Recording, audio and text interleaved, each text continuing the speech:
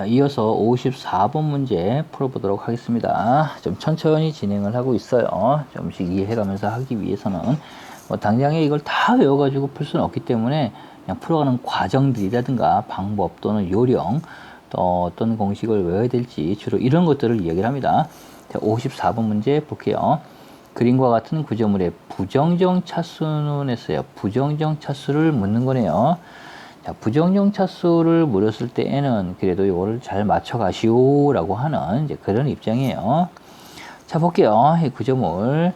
자, 부정정 차수를 구할 때는 우리 공식 n차 m 플러스 r 플러스 k 마이너스 2j 해서 자, 우선 부재수가 있겠죠. 부재수.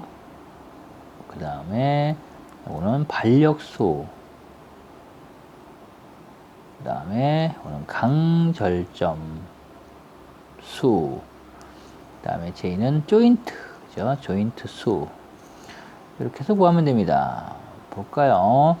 자, 그 그림에서 구조물 보면은 우선 부재의 수를 세볼게요. 부재 하나, 부재 둘, 부재 셋, 부재 넷, 부재 5개가 있어요. 그래서 부재수는 5개가 되고 플러스 반력이에요. 반력. 자, 그래서 고정단이에요. 고정단 하나, 둘, 3개가 있고 자, 이렇게 고정단일 때는 각각 반력수는 셋,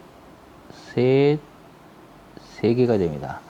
따라서 총 9개의 반력수가 있고 그 다음에 플러스 강절점 수가 있네요. 강절점 수는 자 볼까요? 여기 1개, 자 여기 1개, 자 여기 1개, 3개가 있어요. 3개. 근데 유의할 게 있어요. 지금 자 만약에 이렇게 되어 있다 라고 할 때는 다른 문제죠. 여긴 강절점 수에 포함되지 않습니다. 이 경우는 이렇게 연결이 접합이 되어 있어요. 따라서 여기 요 부위 강절점이 하나 있다라는 거예요. 그리고 강절점, 그리고 강절점.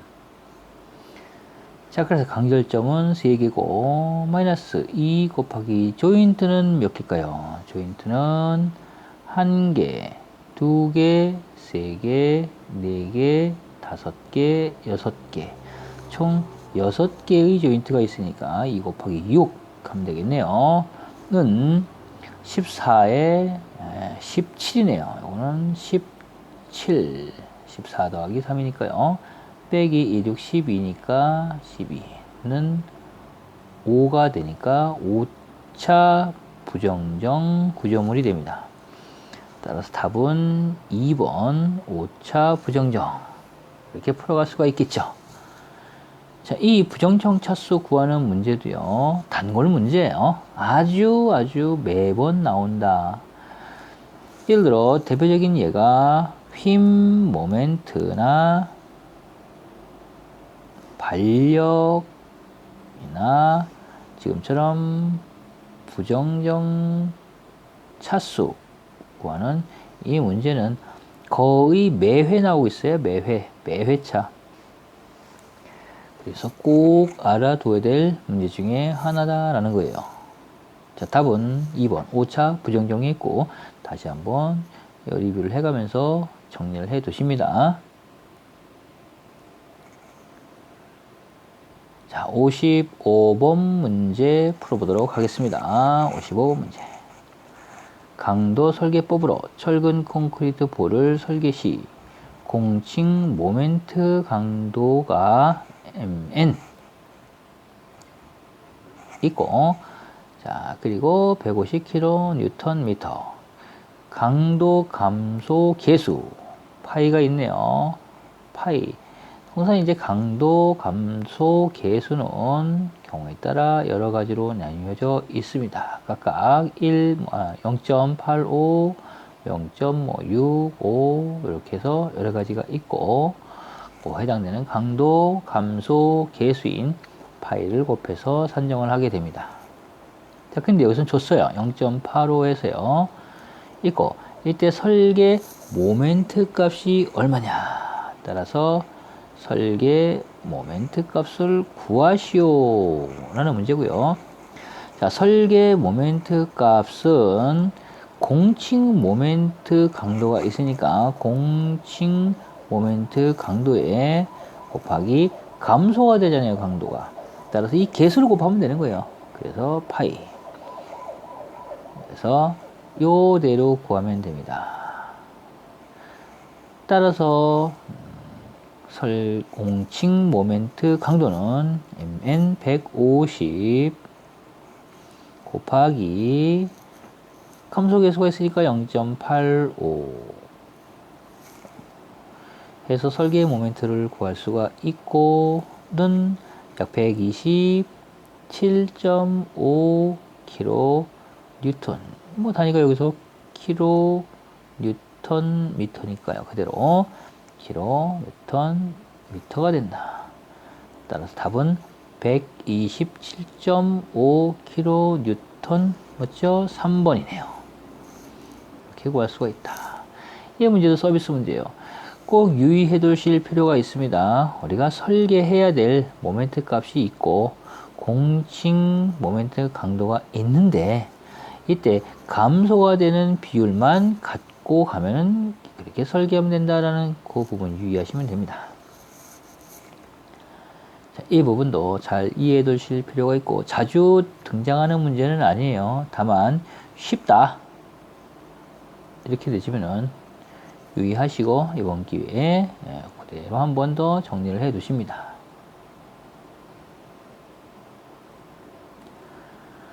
자, 그리고 56번 문제예요. 56번 문제. 직경이 50mm이고 길이가 2m인 강봉이라고 했네요. 강봉. 강봉에 100kN의 축 방향 인장력이 작용할 때 변형량은 자, 강봉이 있어요. 이렇게 강봉이 있습니다.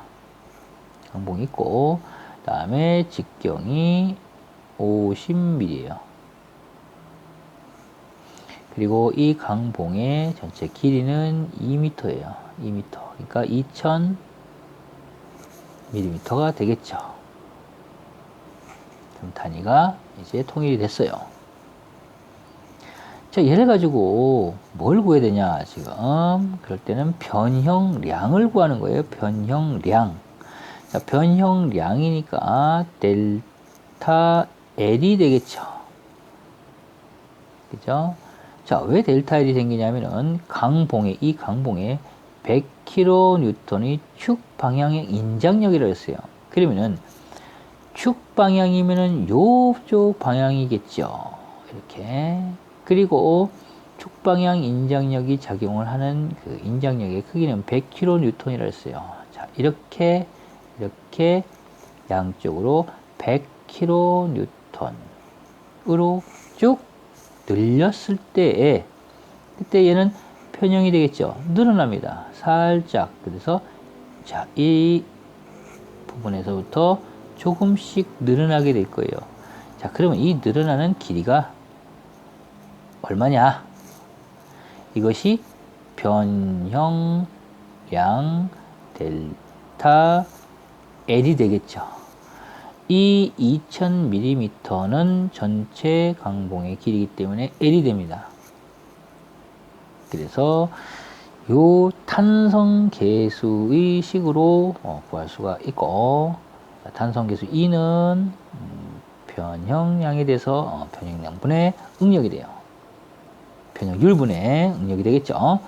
그리고 변형률은 단면적 곱하기 델타 L 드러난 길이분의 그 다음에 축 방향의 인장력 P 곱하기 전체 L.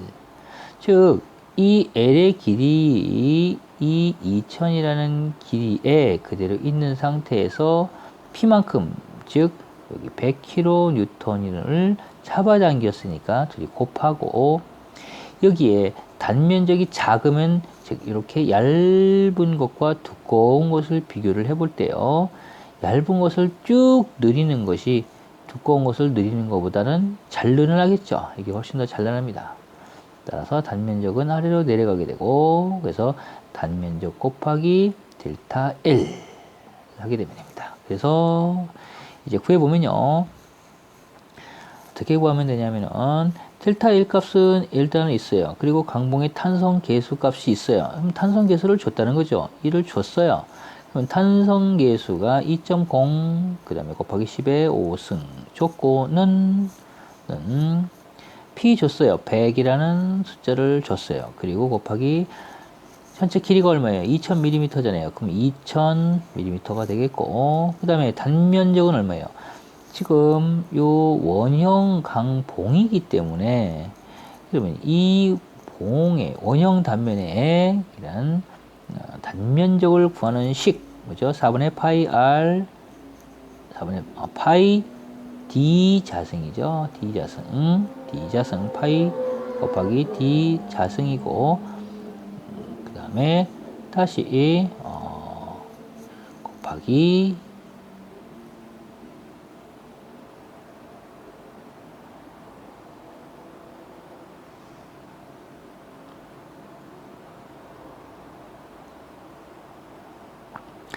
다시 이렇게 곱하기 델타 L이 되겠죠. 자, 그러면은 요 델타 L은 그대로 다시 빠져나가고, 그 다음에 다시 이 탄성 계수가 내려오면은 똑같은 자리에 내리면 되겠죠. 그렇게 구할 수가 있어요. 제가 막 뒤집고 할 수도 있지만은 그대로 일단에는 자, 요 식을 가지고 E는 A 델타 L분의 PL이다 라는 식으로 해서 델타 L 값을 구할 수가 있습니다. 자, 뭐 넘기고 해서 그대로 계산을 해보고, 그 다음 D 값은 지름은 직경 50이니까 50의 제곱을 구하면 되겠네요. 그래서 식을 볼게요. 깨끗하게. 자, 우선 이렇게 4분의 파이 D 자승이라는 단면적 A 값이 있고, 탄성 계수 값이 왼쪽에 있다가 오른쪽으로 내려와서 이건 탄성 계수, 이 자리에 있던 델타 L은 옮겨서 델타 L이 되겠죠. 그 다음에 P와 그 다음에 L, P와 L. 그래서 이 식으로 구할 수가 있습니다. 전체적으로 계산을 해보게 되면 약 0.51mm가 나오게 됩니다. 따라서 답은 1번이고요. 이 경우도 한번 같이 생각을 해가면서 탄성 계수가 있고 이 계수에 의해서 늘어나는 길이 값이 있을 것이다. 그 길이 값을 구하라. 그것이 변형량이다. 라고 할 때는 하중, 즉 축 방향형으로 인장력이 있고 늘어나는 거니까요. 그 다음에 전체 길이가 있고 이 길이에 대해서 늘어나는 델타 L 값이 있을 것이고, 그 다음에 면적에 관계되겠죠. 그래서 단면적이 클수록 더 늘어날 것이고 얇을수록 길게 늘어날 수가 있으니까요. 그래서 여기에는 단면적 A 값을 가지고 있다. 그리고 탄성 계수. 자, 이렇게 5개의 그런 값을 주게 되고 이 값으로 구해낼 수가 있습니다. 자, 이 문제는 최근에 들어서 약 한 2 내지 3년간에 꼭 그 2회차 정도에서 한 번 정도는 나왔던 문제예요. 그래서 이 부분을 잘 알아두십니다.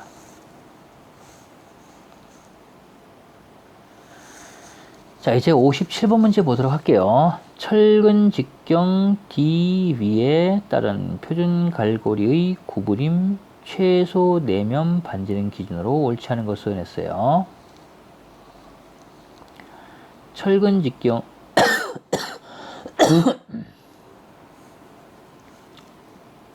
철근 직경에 따른 표준 갈고리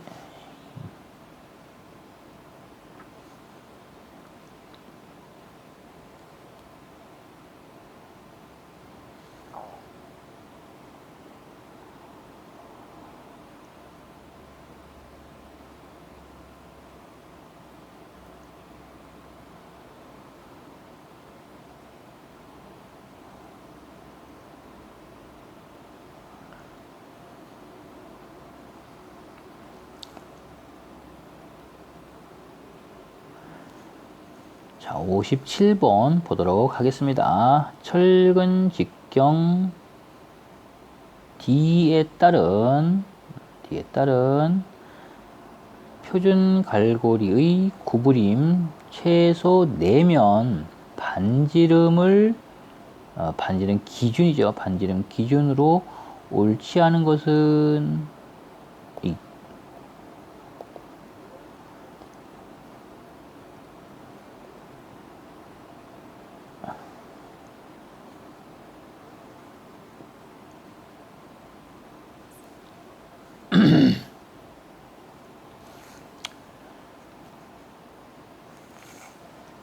자, 57번 문제 보도록 할게요.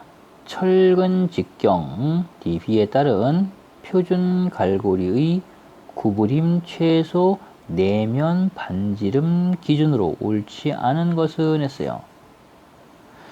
자, 직경 제시가 되었네요. 직경 DV지만은 그래서 철근 직경에 따른 표준 갈고리의 구부림 최소 내면 반지름의 기준은 우리가 주철근용과 그 다음에 보조철근으로 해서요. 스터럽이라든가 띠철근용 표준 갈고리의 내면 반지름 이 두 가지 내면 반지름 기준이 있어요. 기준. 자, 이 기준이 이 아래에 있는 기준입니다. 자, 해설을 보시면 그래서 이것은 결국은 이제 외워야 될 값입니다. 외워야 될 값이고 주철근용 표준 갈고리의 내면 반지름은 D13 이형철근이죠. D13부터 D25 주철근의 경우에는 내면 반지름이 3dB 이상 철근 직경의 3배 이상이어야 되고 자 이렇게 철근을 갈고리를 뒀을 때 내면 반지름이니까 자 여기가 되겠죠. 이렇게 자 그리고 D29부터 D35 주철근까지는 4D 이상 그리고 D38 이상은 5dB 이상 그래서 3배 이상 4배 이상 5배 이상 철근에 따라 기준이 틀리니까 요거는 반드시 암기를 해 두어야 될 내용이고요. 자, 이것은 주철근용이고 스터럽과 띠철근용 표준 갈고리의 내면 반지름도 있어요. 1번에 보면은 D16 이하의 철근은 2dB 이상. 자, 요거 체크. 그 다음에 D19 이상의 철근은 주철근 기준에 따른다 했어요. 주철근 기준에 따르니까 자, 요 기준에 따라가면 되겠죠. 자, 그래서 문제 낼 때에는 통상 자, 이렇게 일본에 있는 D13부터 D25라든가 또는 스터럽 D철근용을 해서 표준 갈고리 내면 반지름에서 D16 이하의 철근이라든가 이 두 가지를 주로 잘 냅니다. 두 가지를. 그래서 이 두 가지는 반드시 외워 두셔야 됩니다. 자, 그리고 문제로 다시 가면은 1번 D25의 주철근은 3dB 이상이다. 철근 직경의 3배 이상이다. 그러면 D25는 3배 이상이었죠. 어디에? 여기에 있네요. 자, 그리고 D13의 주철근은 2D 이상이다라고 했어요. D13의 주철근이에요. 주철근이니까 여기네요. 주철근의 D13일 경우에는 3dB 이상, 철근 직경의 3배 이상. 그런데 2배라고 했네요. 2배. 따라서 이건 틀리네요. 3dB 이상이 되어야 된다. 틀린 것은 3번이에요. 옳지 않은 것은요. 2번. 그래서 답은 2번이에요. 이건 3D 이상이 된다. 자, 3번 보면은 D16 D철근 같은 경우에는 이 dB 이상, 자, 여기 부분에 확인할 수가 있죠. 그 다음에 D13 D철근 이 dB 이상, 이것도 여기에 해당이 되겠죠. 16 이하니까요. 따라서 1, 3, 4번은 뭐 맞게 설명이 되어 있고, 그 다음에 2번에 보면은 D13 주철근은 3dB 이상이지만 여기는 2dB 이상이니까 틀린 것은 2번입니다. 답은 2번. 자, 꼭 외우실 거 말씀드렸습니다. 주철근용과 그 다음에 스터럽이라든가 띠철근용, 보조철근의 표준 갈고리 내면 반지름이 있고 D13부터 D25 3D 이상, 그 다음에 스터럽과 띠철근용 같은 경우에는 D16의 철근에서 2배 이상 철근 직경에 이 두 가지는 반드시 외워서 혹시 문제에 나오게 되면은 뭐 두 가지만 외우면은 다른 거에 있어서는 크게 나올 게 없어요. 나와봤자 자, 요 부분 그러니까 번외로 치고 두 개를 우선 알아두십니다. 다 외우긴 좀 어려우니까요. 자, 그리고 이제 58번 문제 보도록 하겠습니다. 그림과 같은 철근 콘크리트 기중이 아니라 기둥이죠. 띠철근의 수직 간격으로 오른 것은 자, 기둥이 있습니다. 이렇게 기둥이 있어요. 기둥이 있고 그리고 축방향으로 주근이 가겠죠. 이렇게 주근이 갑니다. 주근이 가고 자, 주근이 간 상태에서 띠철근이 이렇게 들어가 있겠죠. 그죠? 이렇게 대근이에요. 대근 점촘하게 들어가 있습니다. 이럴 때 띠철근의 수직 간격이라 했어요. 자, 간격을 물어본 이야기고 주철근의 치수가 나와 있어요. 주철근의 규격은 D29가 있고요. 그 다음에 기둥의 규격은 400에 300mm, 즉 30cm에 그 다음에 요거 40cm가 있죠. 자, 그래서 300mm와 400mm다. 자, 이 조건을 가지고 이제 구할 수가 있어요. 그리고 띠철근은 D16. 자, 구해보면요. 자, 수직 간격이에요. 수직 간격은 기둥의 띠철근 최소 간격 조건으로서 1, 2, 3 세 가지 조건이 만족이 되겠고, 이때 이 세 가지 중에서 가장 작은 값으로 한다예요. 작은 치수로 한다. 자, 첫 번째는 주철근의 직경의 16배 이하여야 돼요. 16배 이하. 그래서 주철근의 직경은 29 곱하기 16 이하. 두 번째는 띠철근 직경의 48배 이하.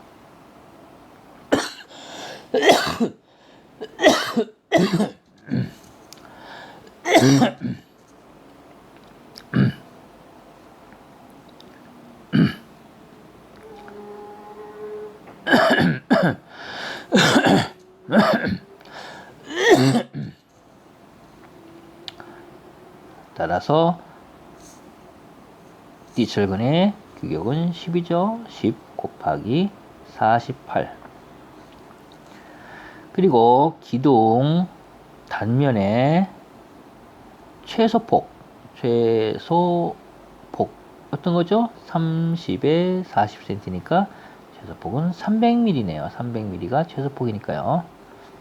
이하다. 자, 곱하면 되겠죠. 29 곱하기 16은 약 464. 그 다음에 10 곱하기 48이니까 480. 그 다음에 기둥 단면의 최소폭 300mm니까 세 개를 비교를 해보면은 가장 작은 숫자는 기둥 단면의 최소폭 이하인 300mm 이하가 됩니다. 따라서 답은 띠철근의 최소 간격은 위의 세 가지 중에서 가장 작은 치수가 되는 300mm가 됩니다. 답은 1번이 되겠죠.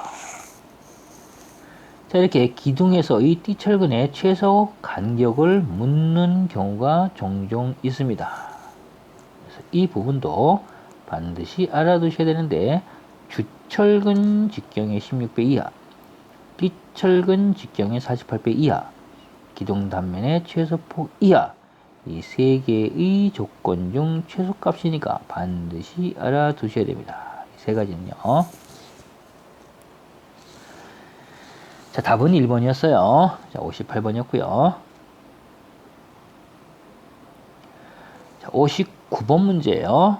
기성 콘크리트 말뚝을 타설할 때 그 중심 간격은 말뚝머리 지름의 최소 몇 배 이상으로 하여야 하는가? 말뚝의 종류별로 간격에 대한 기준이 있고요.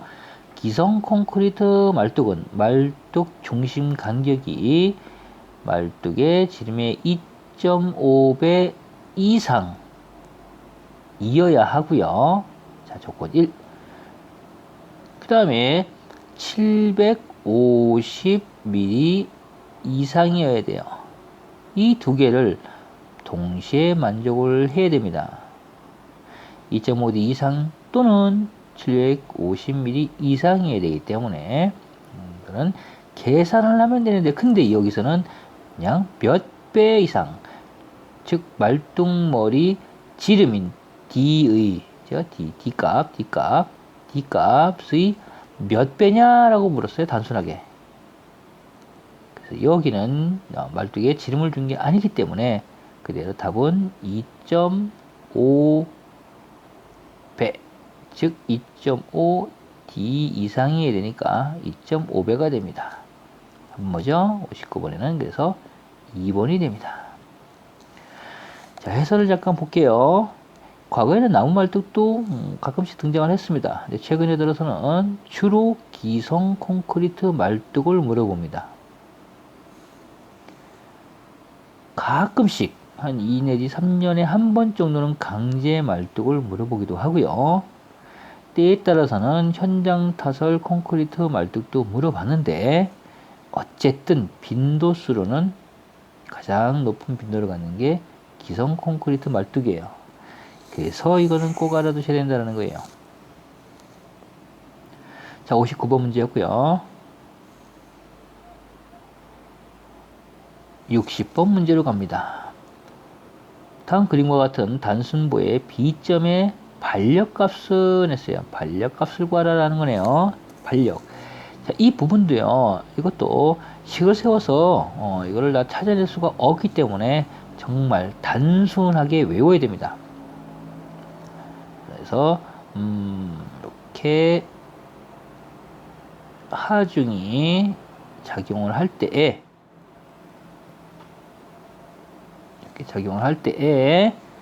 자, A 부분과 B 부분이 있잖아요. 그럴 때에 반력 RA 값과 반력 RB 값은, RA는 6분의 W 값이 있어요.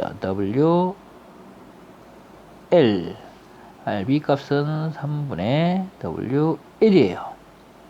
그래서 이것은 반드시 외우십니다. 등변분포 하중일 때의 반력에 대한 각 지점의 값은 꼭 알고 있어야 됩니다. 자, 이것을 알 때는 쉽게 풀 수가 있어요. RA는 6분의 WL이니까 이때 6분의 W는 3W 값이에요. 그죠? 3W니까요. 그대로 3W 값이 나오고, 그리고 곱하기 L 값은 L인데 L이 2L 표시되어 있네요. 따라서 곱하기 2L이 되고요. 자, 그렇게 곱해보면 2, 3은 6이니까 지워지고 남는 거는 WL만 남습니다. 그래서 RA 값은 WL이고, RB 값은 3분의, 그 다음에 W, 하중은 3W고요. 곱하기 L 값은 2L로 제시되어 있죠. 그래서 2L. 따라서 지워지니까 2WL이 됩니다. 여기서는 B점의 지점의 반력값을 구하라고 했으니까요. B점이 여기죠. 따라서 RB고 RB는 2WL이다. 답 몇 번이죠? 4번이 되겠네요. 4번 2WL이 답이다 라는 거. 만약에 A 값에서의 A 지점에서의 반력값을 구하시오 라고 했을 때 N은, 자, 이 부분이 되겠죠. 그 경우에는 WL이 됩니다. 따라서 WL은 A 지점의 반력값이 되고, EWL은 B 지점의 반력값이 됩니다. 답은 4번이에요. 이렇게 풀 수가 있습니다.